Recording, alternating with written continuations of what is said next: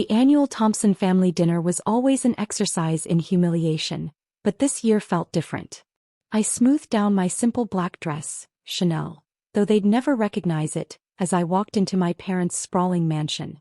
"Oh, look who finally made it," my brother Michael's voice carried across the marble foyer. "How's that little tech startup of yours, Sophia? Still playing entrepreneur?" I forced a smile thinking about the documents waiting on my desk back at my real office. Documents that would change everything tomorrow morning. "Still running, Michael. Thanks for asking." The living room was filled with the usual suspects. My sister-in-law Victoria dripping in obvious diamonds, my parents beaming with pride at their successful son, and various relatives eager to compare their achievements. Michael, of course, held court near the fireplace, champagne in hand. "You know," he continued, clearly enjoying his audience, "Harrison Technologies just had another record quarter. We're expanding into 3 new markets." He paused, shooting me a condescending smile. "But I'm sure what do you call it?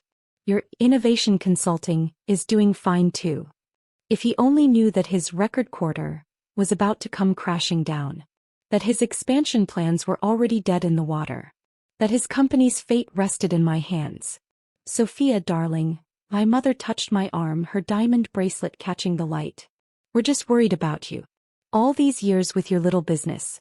Perhaps it's time to consider something more stable? Michael always has positions available." I thought about my little business, Phoenix Innovations, and its silent acquisition of Harrison Technologies' debt over the past year. About how my brother's mismanagement had left his company vulnerable to the very takeover I'd orchestrated. "Actually, Mom," I took a sip of champagne, "business is going quite well." "Oh, please," Victoria chimed in, adjusting her designer dress. "We all know you're struggling. Our housekeeper's daughter saw you working late at that tiny office downtown. So sad, really." That tiny office was just a front. My real headquarters occupied the top 3 floors of the city's most prestigious building. But they didn't need to know that. Not yet. The dinner proceeded as usual. Michael dominated the conversation with tales of his business prowess, each story more exaggerated than the last. "We're about to close the biggest deal in company history," he boasted. "Once we acquire Pacific Tech, we'll be unstoppable."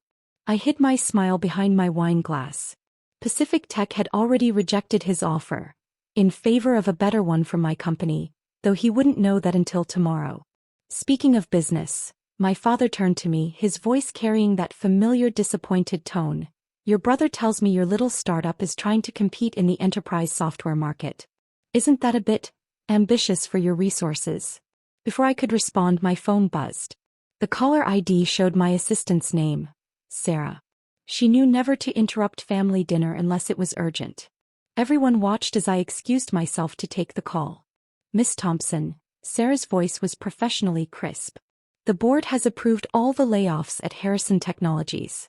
We're ready to proceed with the restructuring tomorrow morning. Do you want to approve the full list?" I looked back at the dining room where my family sat in their bubble of assumed superiority. At Michael still bragging about his doomed expansion plans. At Victoria showing off her new tennis bracelet that probably cost more than what they thought I made in a year. "Yes," I said clearly, loud enough for them to hear. "Approve all of them."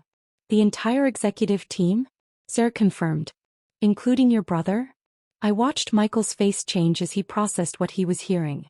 "Especially my brother." The silence that followed was deafening. Victoria's fork clattered against her plate. My mother's hand flew to her throat. And Michael's face had lost all color.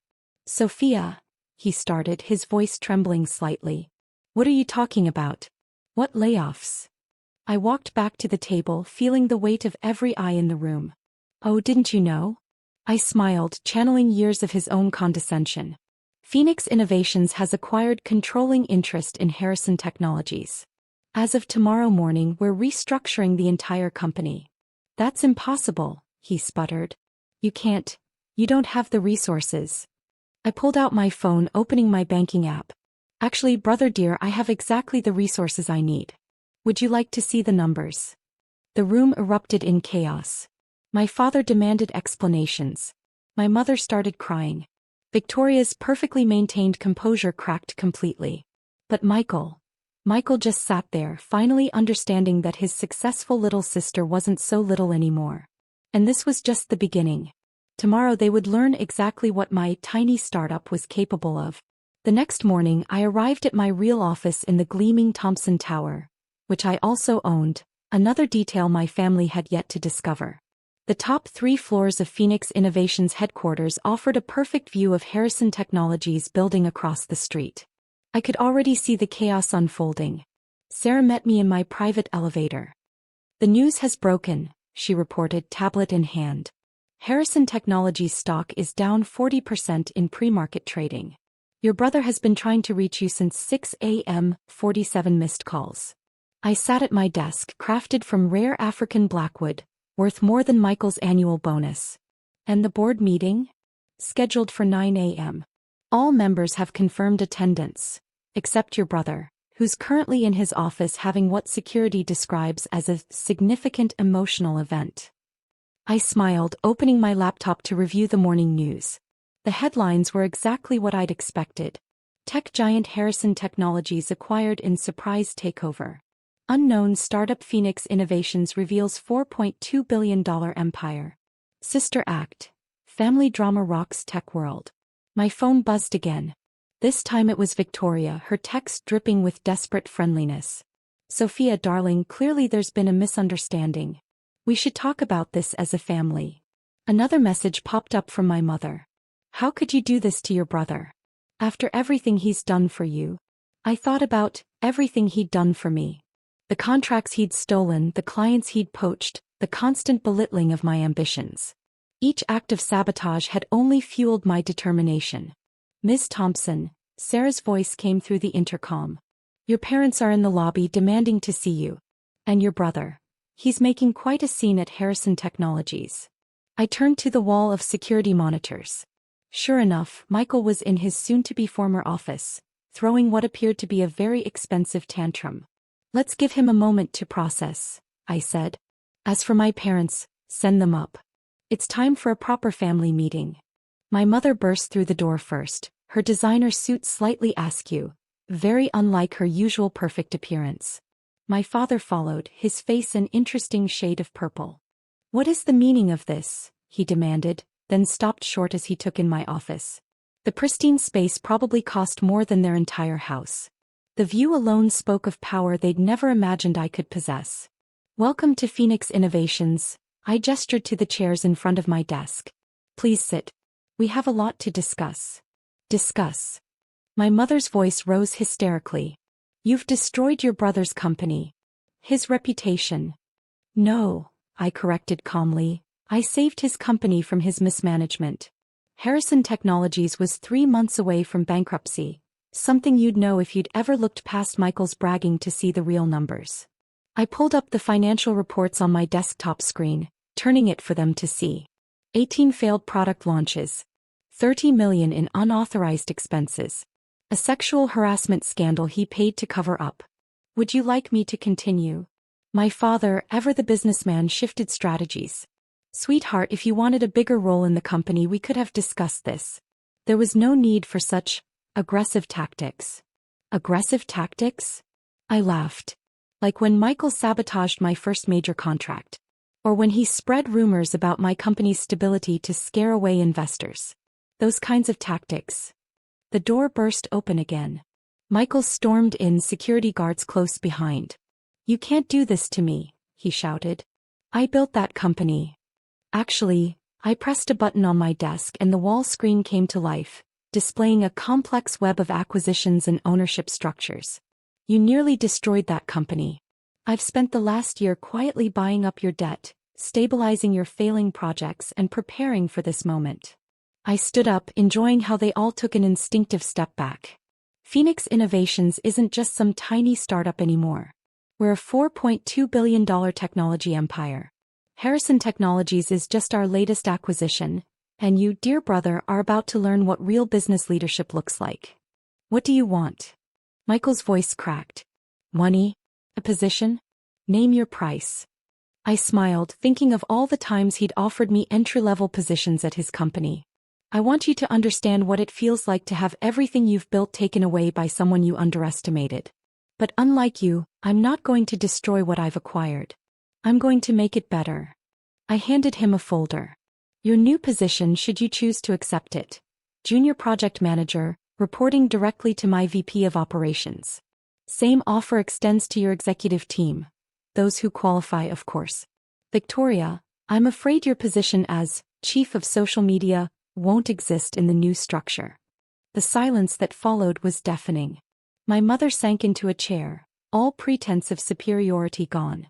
My father stared out the window at the city skyline, perhaps finally seeing the empire his daughter had built while they weren't watching. And Michael just stood there holding his new contract, finally understanding that his little sister had outplayed him at every turn. Now, I said, sitting back down, shall we discuss the future of Harrison Technologies? Or would you prefer to clean out your offices first? The weeks following the takeover were a masterclass in corporate transformation and family dynamics. I watched from my office as Harrison Technologies underwent its metamorphosis, not just in structure but in culture. Michael surprisingly accepted the junior position. His first day was particularly memorable. He arrived in his usual expensive suit, only to find his new workspace, a modest cubicle next to the very employees he used to ignore. Your morning coffee, Mr. Thompson, his former executive assistant smirked, walking past with my morning latte. The irony wasn't lost on anyone. Victoria tried a different approach. She showed up at my office unannounced, dressed in what she probably thought was business casual.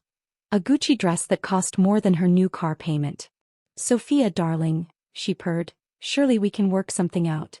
I have excellent connections in the social circuit. Like the connections you used to spread rumors about my company's stability? I interrupted, pulling up screenshots of her social media posts mocking my failing startup.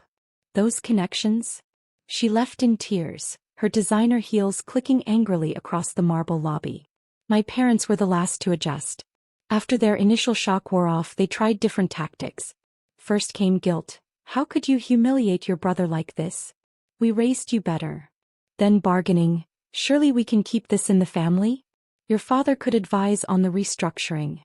Finally, acceptance, though it came with an unexpected twist. 1 month after the takeover, during our first official board meeting, my father cleared his throat. I may have underestimated you, Sophia. The boardroom fell silent. In 25 years I'd never heard him admit a mistake. When you started your company, he continued, I thought you were being stubborn, refusing to follow the path we'd laid out for you. But now, he gestured to the quarterly reports showing Phoenix Innovation's extraordinary growth. Now I see you weren't following a path. You were blazing one. I let his words hang in the air for a moment before responding. Thank you, Dad. But this isn't about proving you wrong. It's about proving myself right. The transformation of Harrison Technologies exceeded even market expectations. Under Phoenix Innovation's leadership, we streamlined operations, invested in actual innovation rather than Michael's vanity projects, and created a workplace culture that valued merit over family connections. Michael, to everyone's surprise including mine, thrived in his new role once he got over himself. Stripped of his executive privileges, he finally had to learn the business from the ground up. 6 months later he actually earned, his first promotion. I never really knew what our developers did, he admitted during a project review. I just took credit for their work. And now? I asked, genuinely curious. Now I know we had it all wrong. Success isn't about looking powerful. It's about building something meaningful. Victoria found her own path, though not within the company. Last I heard, she started a small fashion blog, ironically finding success by being genuine rather than pretentious. The final chapter of this transformation came during the annual Thompson family dinner, 1 year after my takeover. Same mansion, same dining room, but very different dynamics. Phoenix Innovations just closed another record quarter, my father announced, raising his glass. Sophia, would you like to tell us about the new AI initiative? I looked around the table. Michael, nodding encouragingly from his significantly humbler position. My mother, finally seeing me as more than just her daughter who needed guidance. The relatives who once mocked my tiny startup, now hanging on my every word. Actually, I said, standing up, I'd like to propose a toast. To family, Not the kind that demands conformity, but the kind that grows stronger through challenge. To success, not measured by appearances but by impact. And to small beginnings, because sometimes the biggest empires start with a tiny startup that nobody believed in. The room erupted in genuine applause, a far cry from the condescending tolerance of a year ago. Later that evening, as I prepared to leave, Michael caught up with me in the driveway. "You know what's funny?" he said, looking at my still modest car. "All those years we thought success looked like expensive cars and corner offices. But you built an empire while driving a Toyota." I smiled, pulling out my keys. "That's because I knew something you didn't, brother dear. True success isn't about showing off what you have. It's about building something so significant that you don't need to show off at all." As I drove home to my penthouse, the one asset I finally allowed myself to indulge in, I thought about the journey. From the tiny startup they mocked to the empire that changed their lives. Sometimes the best revenge isn't about destroying what others built. It's about building something better yourself. And sometimes, just sometimes, the smallest beginnings lead to the biggest transformations, especially when nobody sees them coming. The next morning, as I sat in my office reviewing acquisition proposals, Sarah brought in an interesting piece of mail. It was my old business plan, the one Michael had torn up at a family dinner years ago. My mother had kept it and now returned it with a note. "I found this while cleaning. I didn't understand it then, but I do now. You didn't just build a company, Sophia. You built a legacy. One that will outlast all our foolish pride. I'm sorry we didn't see it sooner. Love, Mom." I pinned the tattered business plan next to my first company logo, right beneath the wall-length windows overlooking the city. Every morning it reminds me that success stories don't always start with advantages. Sometimes they start with someone believing in themselves when no one else would. Last week, a young entrepreneur came to pitch her startup to Phoenix Innovations. Her hands trembled as she admitted she had no Ivy League degree, no family connections, just an innovative idea and determination. I thought about my own journey as I listened to her pitch. Then I did something that would have shocked my family a year ago. I invested in her company not despite her humble beginnings but because of them. After all, every empire has to start somewhere. Even if it's just with a tiny startup that nobody believed in.